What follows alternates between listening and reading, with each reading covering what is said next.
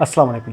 اقوام متحدہ کے انسداد دہشت گردی کی سربراہ نے سلامتی کونسل کو آگاہ کیا ہے کہ افغانستان میں موجود دہشت گرد آرگنائزیشن ٹی ٹی پی اور اس سے منسلک بہت ساری 20 کے قریب تقریباً ایسی دہشت گرد آرگنائزیشن ہیں نیٹو کا اسلحہ داعش یعنی آئی ایس کو دے رہے ہیں، یا وہ آئی ایس نامی جو انٹرنیشنل ٹیررسٹ آرگنائزیشن کو نیٹو کا اسلحہ پرووائڈ کر رہے ہیں۔ اس حوالے سے سلامتی کونسل کے اس آگاہ کیا گیا ہے کہ افغانستان کے جو صورتحال ہیں وہ انتہائی کشیدگی کے طرف جا رہے ہیں اور افغانستان میں مزید مشکلات کا سامنا پیدا ہو سکتا ہے۔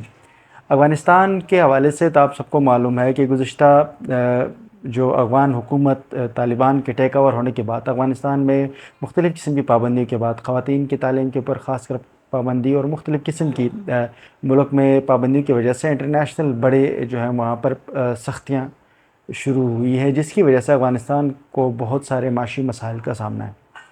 ایسے میں اگر انٹرنل دہشت گردی کا یہ مسئلہ اگر سر اٹھائے تو افغانستان میں مزید مسائل کا شکار ہو سکتے ہیں۔ اس کے ساتھ ساتھ اس اجلاس کے اس رپورٹ میں یہ بتایا گیا ہے کہ افغانستان میں کی جو داعش اور ڈیفرنٹ جو گروپس ہیں جن کے پاس نیٹو کا اسلحہ پرووائڈ کیا جا رہا ہے، یہ آرگنائزیشنیں پڑوسی ممالک کے لیے خطرات پیدا کر سکتے ہیں۔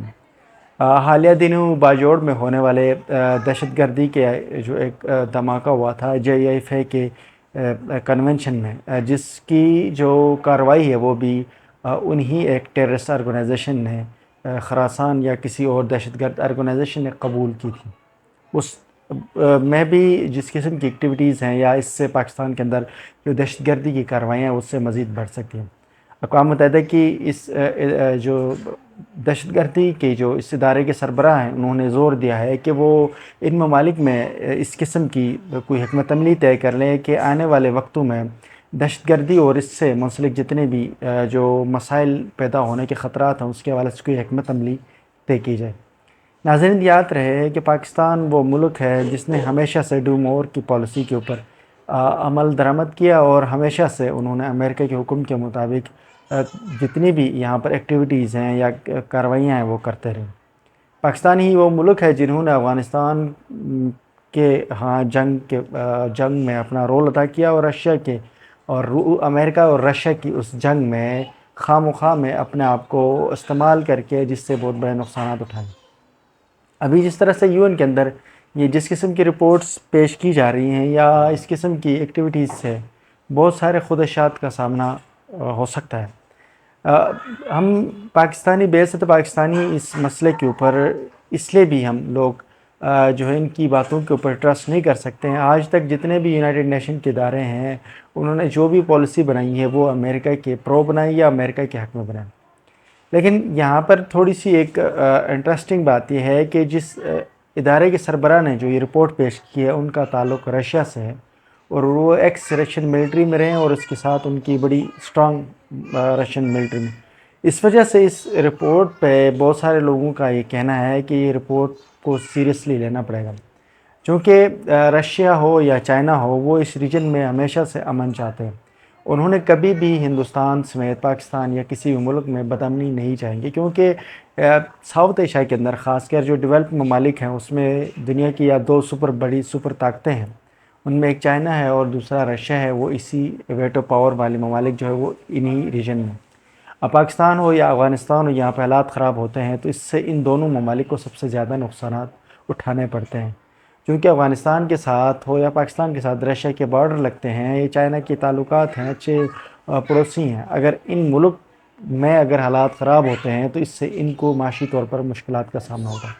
سی پیک جیسے بڑے پروجیکٹ بھی مستقبل میں یہیں سے گزر رہے ہیں۔ ایسے میں اگر UN کے اندر ایک ایسی رپورٹ پیش ہونا جس میں الارمنگ سچویشن بتائی جا رہی ہے کہ افغانستان کی یہ صورتحال پہ اگر کنٹرول نہیں کیا گیا تو پڑوسی ممالک میں بہت شدید خطرات لاحق ہو سکتے ہیں۔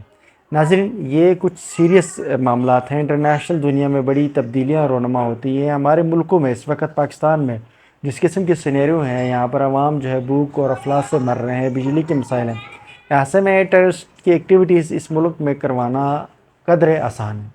کیونکہ جو قوم یا جو ملک معاشی طور پر استحصال کا شکار ہوتا ہے یا معاشی طور پر عدم استحکام کا شکار ہوتا ہے، جو عوام جو ہے بھوکھی پیاسی ہوتی ہے، تو اس عوام کو استعمال کرنا یا اس ملک میں اس قسم کی ایکٹیویٹیز کروانا بھی آسانی ہے۔ تو اس طرح سے حالیہ دنوں ہونے والے وہاں پر فیصل آباد میں بھی انسیڈنٹ کے حوالے سے بھی آج آئی جی پی پنجاب کا بھی یہ کہنا تھا کہ اس میں بھی کہیں نہ کہیں باہر کے ہاتھ نظر آتے ہیں یا دہشت گردی کہیں نہ کہیں ایکٹیویٹیز نظر آتی ہیں۔ بہرحال یہ حقیقت ہے کہ پاکستان میں ہمیشہ جو ایکٹیویٹیز ہوتے ہیں اس میں کوئی نہ کوئی دہشت گرد آرگنائزیشن انوالو ہوتی ہے۔ یہ الگ بات ہے کہ اس آرگنائزیشن کے ساتھ کن کے تعلقات ہیں، ہمارے ہیں باہر کے ہیں، یہ الگ ڈسکشن ہے، لیکن کہیں نہ کہیں ایسا ہمیشہ ہوتا رہا۔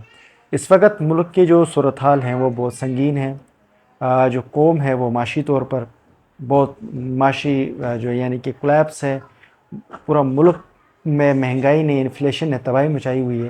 تو ایسے میں ریاست کو اس مسئلے کو بڑے سنگینی کو تھوڑے سے دیکھنا پڑے گا کہ اس مسئلے کے حوالے سے کیا حکمت عملی۔ تو یو این جیسے اداروں میں جب کوئی رپورٹس آتی ہیں تو اس کے آگے جو ہے وہ لانگ لاسٹنگ اس حوالے سے سوچنے پڑتے ہیں، کیونکہ وہاں پر جو رپورٹس اس طرح کی جو ادارے جو پیش کرتے ہیں وہ رپورٹس بڑی اسٹریٹجکلی اور اسٹڈیز بیس کے اوپر ہوتے ہیں۔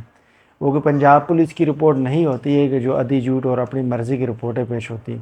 اب دیکھنا یہ ہے کہ ہمارا ملک اس قسم کی رپورٹس کے اوپر، پھر خاص کر افغانستان جو ہے اس مسئلے کے اوپر اپنا کیا حکمت عملی طے کرتا ہے، یہ آنے والا وقتوں میں پتہ لگے گا۔ نیکسٹ ولاگ تک کے لیے مجھے اجازت دیجیے، اللہ حافظ۔